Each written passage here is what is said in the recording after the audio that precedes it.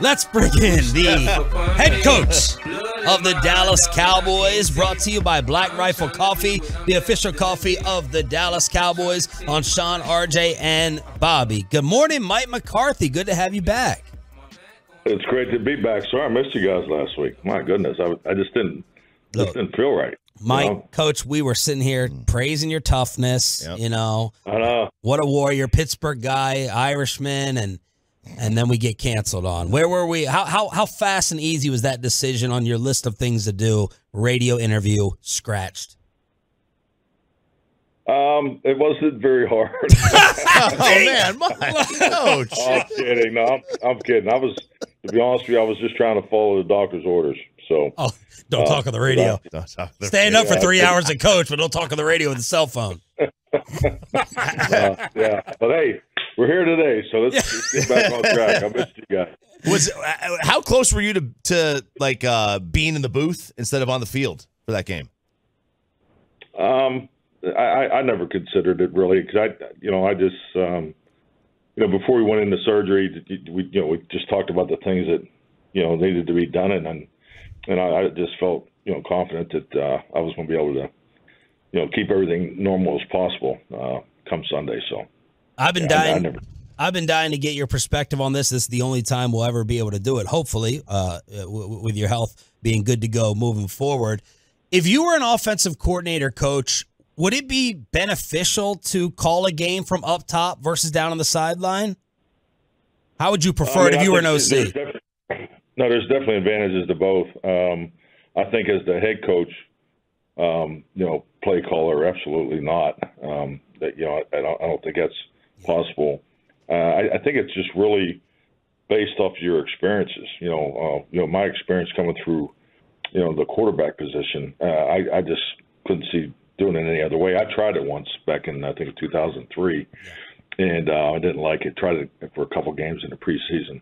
I just think there's an interaction, and there's things that you're able to see on the sideline in live time that are beneficial and help you call a game and the communication you have with your assistants. But there's definitely advantages to being up there, because it's a lot easier environment to call game in, as far as it's your focus, and you got more room to lay your stuff out and go about it that way. But I prefer being on the field. Hey, did you recognize that song coming back, by the way, that we played for you? Yes, I recognized it. There was a nice touch. It was a nice touch. Did you know when the guys played it for you what the heck that was? Absolutely not. Okay. All right. Honesty. Hey, I like the beat though. I was enjoying the beat when I walked in the room. I didn't realize didn't realize the lyrics of the song. Hey, it's no Taylor Swift, but hey, Mike McCarthy here on the Boomer Jacks Bar and Grill Hotline. So on the TV call, Coach, against the Eagles, Chris Collinsworth was raving about his discussion with Dak, and Dak was basically telling them that he has discovered the game of football under your tutelage, with 1-2 back, getting the ball out, the quick decision making. And Collinsworth is just gushing. I don't know whether you got a chance to hear the TV call, but it was almost like you helped Dak Prescott discover another side of football. It was nothing but praise. What do you think when you hear something like that? Oh, I just think that we're all on the same page. I think that's the beauty of this game. There's fundamentals that we all teach, but there's usually another variation of one, as far as when you're talking about techniques and fundamentals. It's no different in quarterback play. So, every position that's being coached in the game of football, everybody's trying to play faster, and more clarity, and it's really pulling the whole group together to accomplish that. And how we dissect and detail our plays is different than it was the last couple of years, and Dak's having success with it, but it's just it's really all comes down to the consistency and in the coaching, and most importantly, the players, and Dak is he's the lead dog in the room that total buy-in, and they're having success with it. You had a really interesting quote yesterday. I need you to correct me with it. A good play quickly is better than what late? What was that quote about the tempo? the late perfect play. I think there's so much that's done at the line of scrimmage, and I think it's important for play entry. The time clock of play entry is important because you got to make sure you give him the quarterback Dak the opportunity to be at the line of scrimmage. If he has 5 to 6 seconds longer at the line of scrimmage, I just always felt the success rate goes up. Plus, it keeps the other 10 guys in a rhythm of attack. If you're up at the line of scrimmage, bleeding it all the way down to the last second on, you have to do. There's situations you do that too. So I'm not saying we're not going to take the clock down in certain situations, but I just think there's a rhythm and pace to offensive football, and it starts with the play entry, and you can see it in his demeanor. He has phenomenal command of the offense, and I think that's a very important part of winning the pre-snap. Coach, we've heard so much about Dak's cadence recently. Obviously, it's become an internet meme at this point. Can you just break down in sort of like football 101 terms why the cadence is important and how it's used within the offense? Well, it's extremely important. It's no different than the start in a swim meet or track meet. It's who gets off on the ball the quickest. It's no different than whoever throws the first punch usually has a chance to win the fight. I mean, it's just all those things. So the other part too is it's the starting point, but it is the starting point of the coordination of your scheme and the time clocks of all that being tied together. So it's a very important part of offensive football.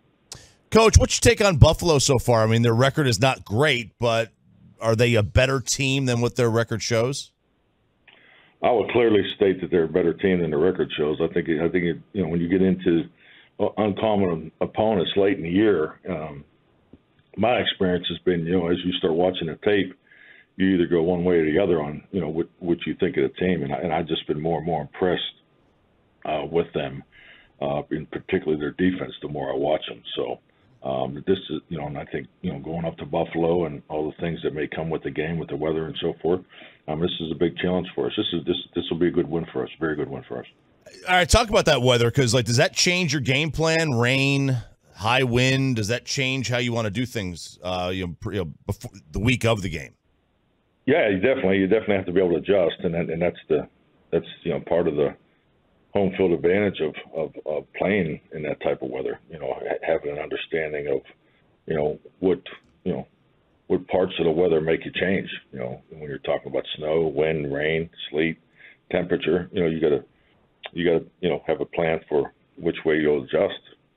Mike McCarthy here on the Fan. Coach, I've caught a lot of heat for defending Josh Allen. I think he's a total complete freak. You seem to have a ton of praise for him earlier in the week. Your thoughts on the Bills quarterback and some of the things you see him do on tape, both positive and some would say negative with the interception streak? Yeah, definitely. I mean, there's productivity results you look at on every player, and he's no different. But I think when you watch him play, I mean, you have to admire the way he plays the game. I mean, he plays the game in such an up-tempo, aggressive fashion from the quarterback position, and he has physical gifts, and I think he's built for Buffalo. I mean, for being an outdoor team. So I mean, he can throw the ball to any quadrant of the field. He's extremely active with his feet, and he's always in an up-tempo mode. So I mean, he's an impact player. Coach, sometimes we'll hear players or coaches previewing an opposing quarterback, and they'll talk about how, okay, it's important to bring pressure, make him uncomfortable, move him off his spot. Is Josh Allen one of those quarterbacks where you would actually want the opposite? You'd rather kind of keep him contained where he can't use that skill set to improvise and pick up chunk plays? Oh, definitely. No, I think that's a great point.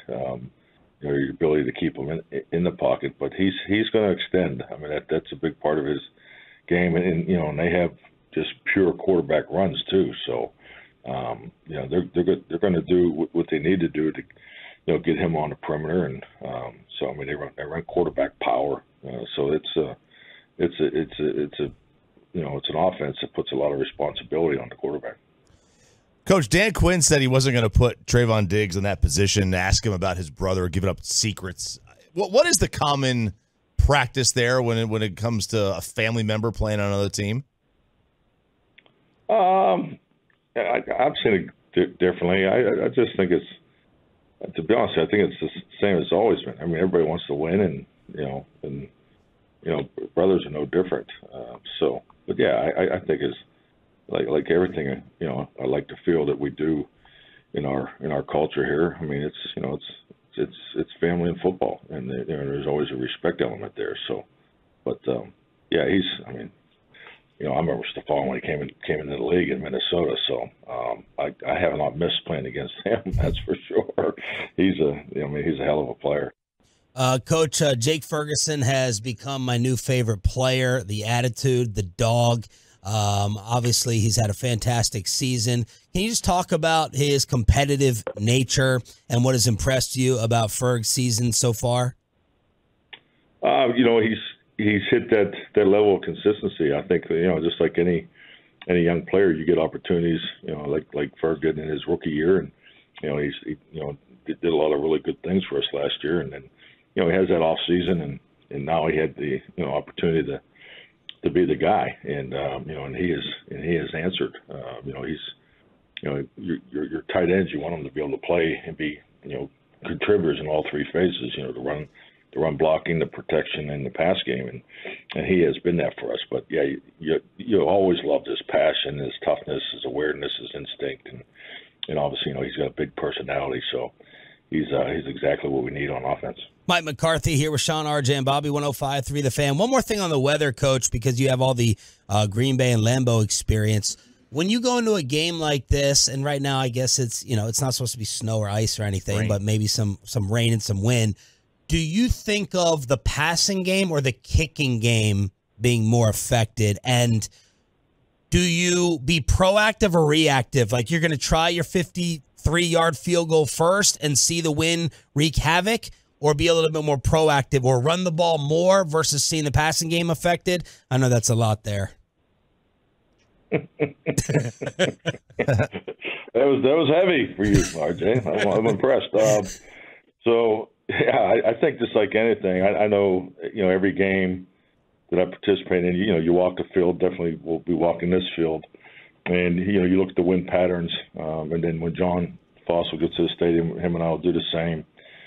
So, you'll have decisions as far as the starting point in the kick game, as far as, the different spots that you'll go from, and then, but you have to watch that during the game too. So, it's obviously the first quarter, and then you switch directions in the second quarter. Then you'll have that conversation again at halftime. The coin flip and all those things are part of the conversation, and then you got to see the level of the wind. When you get up in the double-digit numbers in the wind, then you got to start to be conscious of how it does affect the vertical pass game. So, yeah, to me these are normal pregame conversations, but this will be a test this week because of where we're playing for sure.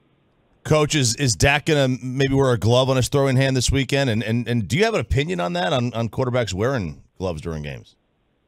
I tell you what, they've changed so much over the years. I'd have to see the glove. And I just think it's like anything. It's, you don't want to go up there and just put a glove on. I mean, it's something that you obviously need to work during the week and things like that. But I don't anticipate that being an issue right now. All right. Well, look, we're glad you're good. We're glad to get you back, and it wasn't the same without you. So have a safe trip, get another win, and we'll do it again next week. Thank you, man. You guys have a great week. You too. There he is, Mike McCarthy, with his new theme song on the Boomer Jacks Bar and Grill Hotline.